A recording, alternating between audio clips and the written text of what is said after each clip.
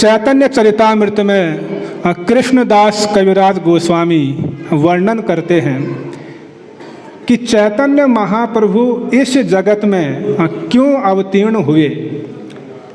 यद्यपि चैतन्य महाप्रभु के आने के बाहरी कारण और आंतरिक कारणों का वर्णन करते हैं कविराज गोस्वामी, तो हम उस विषय को ज़्यादा विस्तार से नहीं बोलेंगे।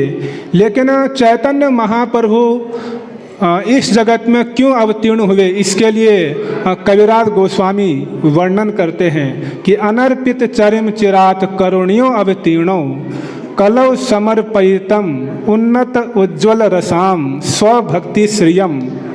कि अनर्पित चरिम चिरात करुणियों अवतीर्णो, जो चैतन्य महाप्रभु हैं वो इस कलयुग में करुणा करके अवतीर्ण हुए। किसी वस्तु को देने के लिए कलौ समर्पयितम उन्नत उज्ज्वल रसाम स्वभक्ति श्रियम। जो उन्नत उज्ज्वल रस है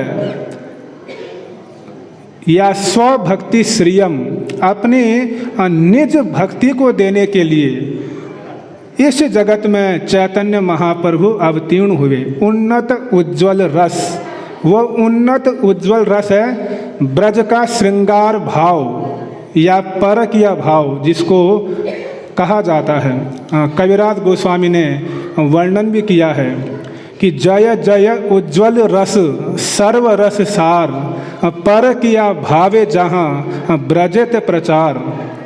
जो वो उन्नत उज्ज्वल रस है ब्रज का, जिसको परकीय भाव कहते हैं, उस माधुर्य भाव को देने के लिए जो है चैतन्य महाप्रभु स्वभक्ति श्रियम, उस ब्रज भक्ति को देने के लिए चैतन्य महाप्रभु इस जगत में अवतीर्ण हुए। यद्यपि बहुत लंबे समय से चैतन्य महाप्रभु से आने से पहले अनेक आचार्य आए और अनेक भगवान के अवतार भी हुए, लेकिन किसी भी अवतार ने उस ब्रज भक्ति का दान नहीं किया या किसी भी आचार्य ने उस ब्रज भक्ति का जगत में प्रचार भी नहीं किया। लेकिन चैतन्य अवतार उस ब्रज भक्ति को देने के लिए इस संसार में अवतीर्ण हुए। इसीलिए कविराज गोस्वामी लिखते हैं कि प्रेम रस निर्यास करिते आस्वादन राग मार्ग भक्ति लोके करिते प्रचारण। तो जो रागानुगा भक्ति है, जो ब्रज की भक्ति है, उस भक्ति को देने के लिए महाप्रभु इस जगत में आए। तो ये उनकी बहुत विशेषता है महाप्रभु की। तो चैतन्य महाप्रभु की सबसे बड़ी दया हम जगतवासियों के लिए क्या है? उन्होंने जगतवासियों को उस ब्रज भक्ति का दान किया। कविराज गोस्वामी लिखते हैं कि एछ गुप्त भाव सिंधु ब्रह्म न पाय एक बिंदु हे न धन दिलायलो संसारे एछ दयालु अवतार एछ दाता नाही आर बोलो के ही नाही वर्णिवार।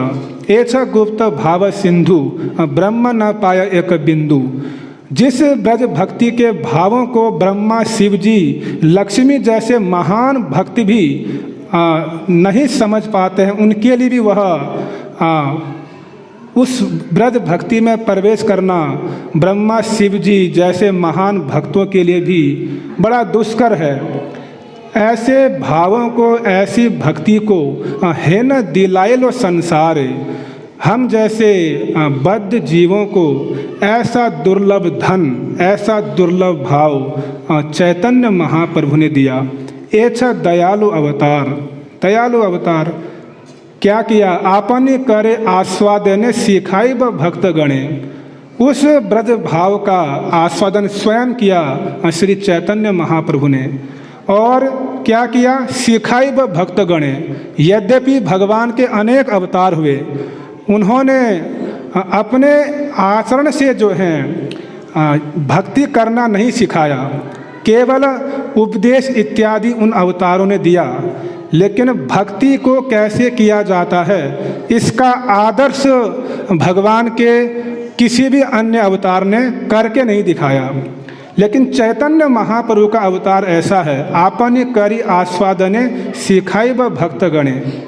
तो खुद भी उन्होंने आस्वादन किया ब्रज भक्ति का कि कैसे हम ब्रज भक्ति को कर सकते हैं, और भक्तों को भी सिखाया।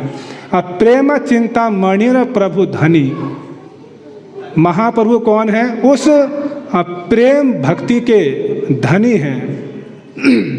और नाहि जाने स्थान स्थान, वो स्थान पात्र अपात्र का विचार नहीं करते हैं। जारे तारक कैलो दान, महाप्रभु दाता शिरोमणि। महाप्रभु कौन है? दाता शिरोमणि हैं। हर व्यक्ति को उन्होंने उस प्रेमा भक्ति का दान किया है। तो ये चैतन्य महाप्रभु की अवतार की विशेषता। तो यद्यपि चैतन्य महाप्रभु के लिए शिला रूप गोस्वामी जी ने एक वचन लिखा है कि नमो महावदान्याय कृष्ण प्रेम प्रदायते, कृष्णाय कृष्ण चैतन्य नामने गौरतिसे नमः। कि चैतन्य महाप्रभु कौन है? नमो महावदान्याय, महावदान्याय परम दयालु। और भगवान कृष्ण कौन है? दयालु। लेकिन महाप्रभु परम दयालु हैं।